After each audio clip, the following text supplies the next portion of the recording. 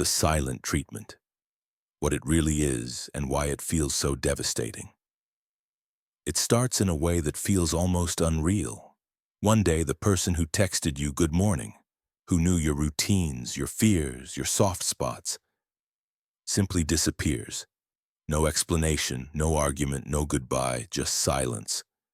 Hours pass, then a day, then another. Your phone becomes heavier in your hand.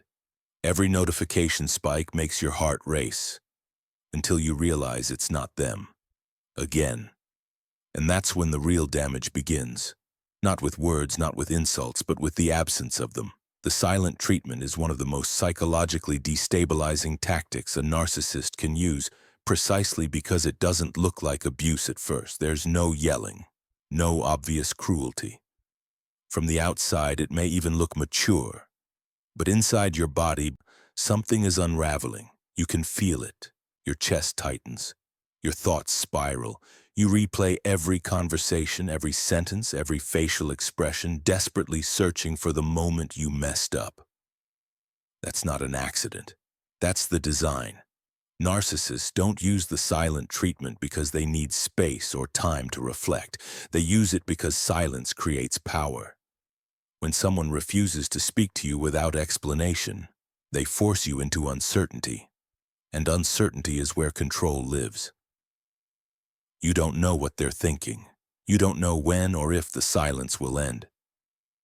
And in that void, your nervous system fills in the blanks with fear. Fear that you're losing them. Fear that you're not enough. Fear that you've done something unforgivable. The silent treatment is not passive. It is an active psychological maneuver. It removes emotional safety while offering no closure. And for someone who values connection, clarity, and emotional honesty, it can feel unbearable. What makes this tactic especially effective is that it hijacks your empathy. You start rationalizing their behavior. Maybe they're stressed. Maybe they're overwhelmed. Maybe if I just give them time, they'll come back. Meanwhile, the narcissist stays quiet, watching the effect. Watching you doubt yourself. Watching you reach. Watching you bend. Silence becomes a message without words. I decide when you matter. And here's the part that shocks most people. You don't react this strongly because you're weak. You react because you're human. Our brains are wired for connection. When connection is abruptly withdrawn, especially without explanation, the nervous system interprets it as danger.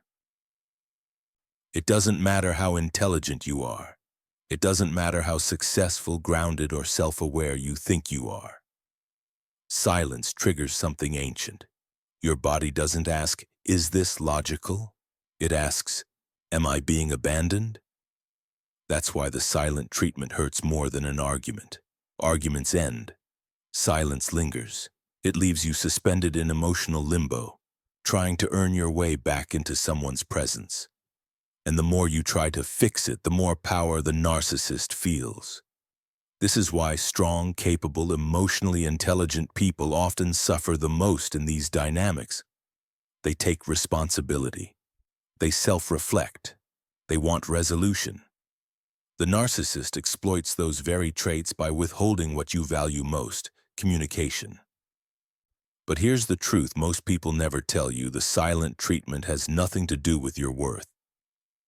It has everything to do with their need for control. And once you see that, everything begins to change. Before we go deeper, take a moment to support this channel by subscribing. This content exists to help you understand what's really happening beneath the surface, and to give you the clarity and strength to stop internalizing someone else's manipulation. Subscribing helps keep these conversations going. Now, before the next part, here's a quick question for you. When someone gives you the silent treatment, what hurts more? A. The fear that you did something wrong. C. The feeling of being invisible and disposable. Comment A or B below. Your answer says more about your healing journey than you might realize. The narcissist's inner world: power, wounds, and narcissistic supply. To understand why Daniel used silence so precisely, so surgically, Emily eventually had to stop looking at herself and start looking at his inner world. Not the version he showed on the outside, the confident tone, the emotional detachment, the way he appeared unbothered, but the inner machinery that made silence feel safer to him than honesty. Narcissists are often described as cold, arrogant, or emotionally empty. In reality, the opposite is closer to the truth. Their inner world is loud, unstable, and deeply threatened by vulnerability. What looks like confidence is usually armor. What looks like indifference is often fear in disguise.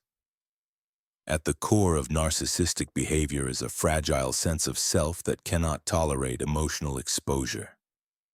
Real communication requires risk. It requires acknowledging feelings, taking responsibility, and sitting with discomfort. For someone like Daniel, that feels intolerable. Silence, on the other hand, offers protection. It allows him to retreat without admitting fear, to regain control without revealing insecurity. Power is the organizing principle of the narcissist's inner world.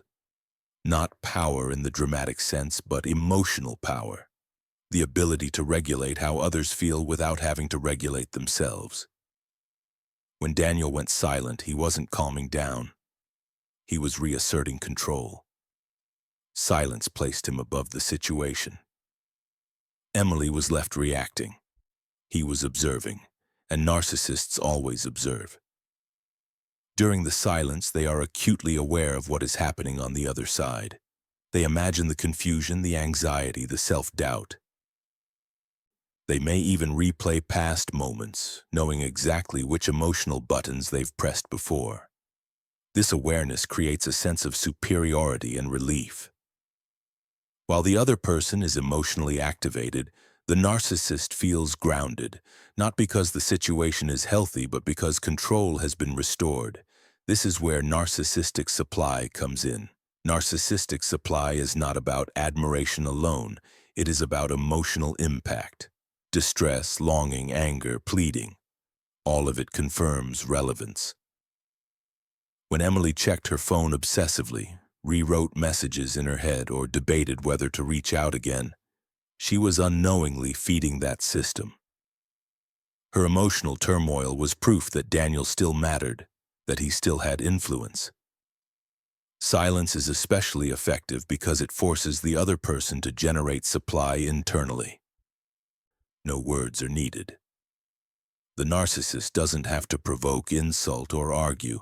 The uncertainty does the work for them. The human mind hates unanswered questions, and in the absence of information, it turns inward. Self-blame fills the gap. She wouldn't feel this bad if I were stronger. He wouldn't disappear if I were easier to love. This is not accidental. Silence creates an emotional fog where reality becomes distorted. It functions as a form of gaslighting without language. No lies are spoken, yet the truth becomes harder to see.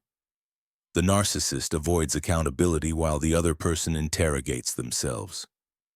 There is also another layer most people miss. Silence protects the narcissist from shame.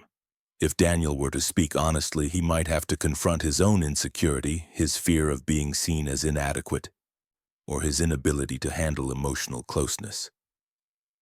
Silence allows him to avoid that internal reckoning. Control replaces introspection. Understanding this is crucial because it dismantles one of the most painful misconceptions survivors carry. That the silent treatment means the narcissist doesn't care. In many cases, it means the opposite. It means closeness feels dangerous. It means dependency feels threatening. It means power feels safer than connection. This does not make the behavior acceptable, but it makes it intelligible. When Emily began to see the silence not as a reflection of her value, but as a window into Daniel's fear-driven need for control, something shifted. The silence lost its mystique. It was no longer a mystery to solve, but a pattern to recognize. And once you recognize the pattern, it becomes much harder for it to own you. While your body reacts before your mind, trauma, nervous system, and inner child wounds.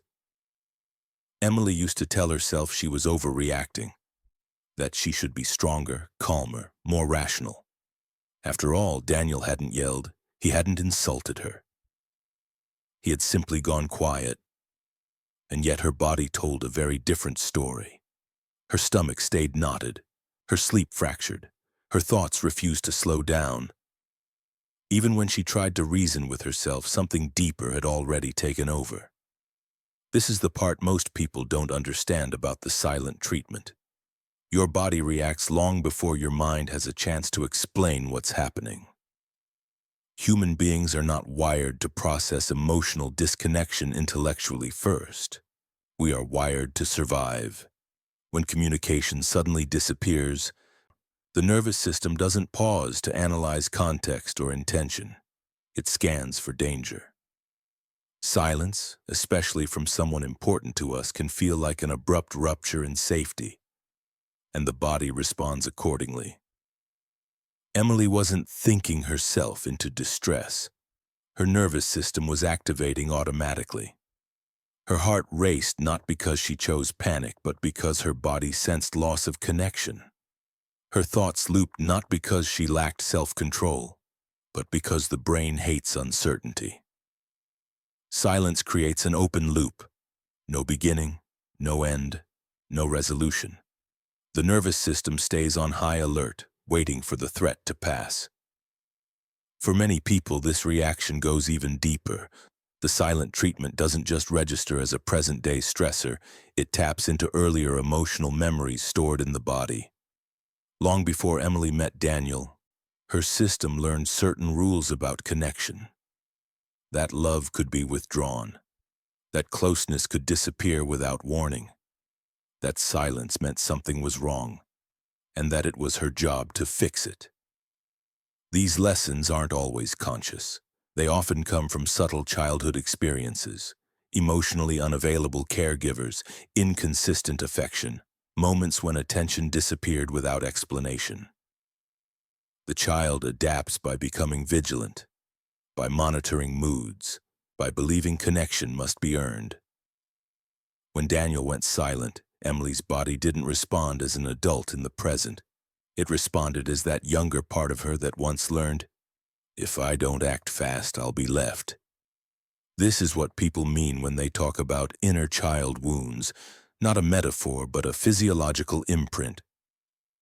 The body remembers what the mind may have forgotten. This is why logic alone doesn't stop the pain. You can tell yourself you're worthy. You can list evidence that you did nothing wrong. But if your nervous system is activated, reassurance doesn't land. The body is still bracing for impact. Different nervous systems express this activation differently. Some people move toward action, trying to resolve the threat through confrontation or repeated outreach. Others move into anxiety, overthinking every detail, scanning for meaning. Some shut down entirely, feeling numb, exhausted, or disconnected from themselves. These responses aren't character flaws, they are survival strategies. What makes silence uniquely painful is that it offers no clear endpoint. Words hurt, but they also define the moment. Silence stretches time. It keeps the nervous system suspended, unable to discharge the stress. The body stays mobilized, waiting for information that never comes. Understanding this shifts the narrative. Emily wasn't weak, she wasn't needy. Her body was responding exactly as it was designed to respond to perceived relational threat. The problem was not her reaction, it was the environment triggering it. And here is the crucial distinction. Feeling danger does not mean you are in danger. The nervous system reacts based on memory, not accuracy. Silence in the present can awaken old experiences that are no longer happening now. When Emily began to recognize that her body was reliving something old, not predicting something true, a small space opened up. The sensation didn't disappear overnight, but it became understandable. And what becomes understandable becomes workable. This is where healing truly begins, not by forcing yourself to feel different, but by listening to what your body has been trying to protect you from all along. How to respond correctly. Breaking the cycle without losing yourself. For a long time, Emily believed that the right response to Daniel's silence was to make it stop, to say the perfect thing, to explain herself more clearly, to prove she was calm, understanding, reasonable. Every instinct in her told her that if she could just restore communication, everything would settle. That instinct is exactly what keeps the cycle alive. Responding correctly to the silent treatment does not mean winning the narcissist back into conversation. It means refusing to lose yourself while they withdraw.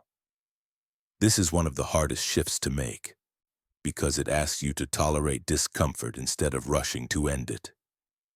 The first truth Emily had to face was this: chasing clarity from someone who uses silence as a weapon only teaches them that silence works. Every extra message, every apology, every emotional explanation reinforced the same lesson. Her distress could be used to pull power back into their hands. So the correct response does not begin with action. It begins with restraint. When silence hits, the most important move is internal. Before responding outwardly, Emily learned to respond inwardly. She focused on settling her body before trying to settle the situation. Slowing her breath, grounding herself in the present moment, reminding herself not with affirmations but with awareness that the discomfort she felt would rise and fall even if Daniel remained silent. This step matters because unregulated emotion is what the silent treatment feeds on. When you act from panic, you surrender your agency. When you pause, you reclaim it. The next shift is letting go of the need to be understood by someone who benefits from misunderstanding you. Emily realized that no perfectly worded message would create accountability in someone who avoided it by design. Silence was not a communication breakdown. It was the communication. Instead of trying to explain herself, she began observing. How often did silence appear after she expressed a need? After she set a boundary? After she asked for emotional presence? Patterns emerged once she stopped scrambling to fix them. This is where the power dynamic starts to change. Responding correctly means refusing to perform for the silence. It means not over-functioning emotionally to compensate for someone else's withdrawal. This doesn't require coldness or cruelty. It requires neutrality. Calm, brief responses if necessary. No emotional essays, no chasing, no collapse into self-blame. What surprised Emily most was how much space silence created when she stopped filling it. Space to notice how exhausted she felt. Space to ask hard questions. Space to feel anger she had previously redirected inward. Silence, once stripped of its mystique, became information. And that information led to agency. Instead of waiting for Daniel to reappear, Emily began redirecting her energy back into her own life. She reconnected with friends she had slowly distanced herself from. She returned to routines that grounded her body. She spent time alone without framing it as punishment or abandonment. These weren't distractions. They were acts of self-repair. This redirection is critical because narcissistic dynamics shrink your world until the other person becomes the emotional center of gravity. Responding correctly means expanding your world again, even if it feels unfamiliar at first. Over time, Emily noticed something else. The less she reacted, the more the silence lost its leverage. It didn't disappear immediately, but it no longer dictated her sense of self, and that was the real victory. Long-term healing requires acknowledging a difficult truth. You cannot change how someone like Daniel uses silence. You can only change your relationship to it. This involves rebuilding self-trust, strengthening boundaries, and repairing the nervous system responses that kept you hooked into the cycle. Healing is not about becoming indifferent overnight. It is about becoming anchored enough that someone else's withdrawal no longer defines you. When silence no longer convinces you that you are unworthy, it stops working. And that is how the cycle breaks. Not through confrontation, not through perfect communication, but through choosing yourself in the space where you once abandoned yourself to be chosen. Emily's story doesn't end with a dramatic confrontation or a sudden transformation from Daniel. It ends in something quieter, but far more powerful. Clarity.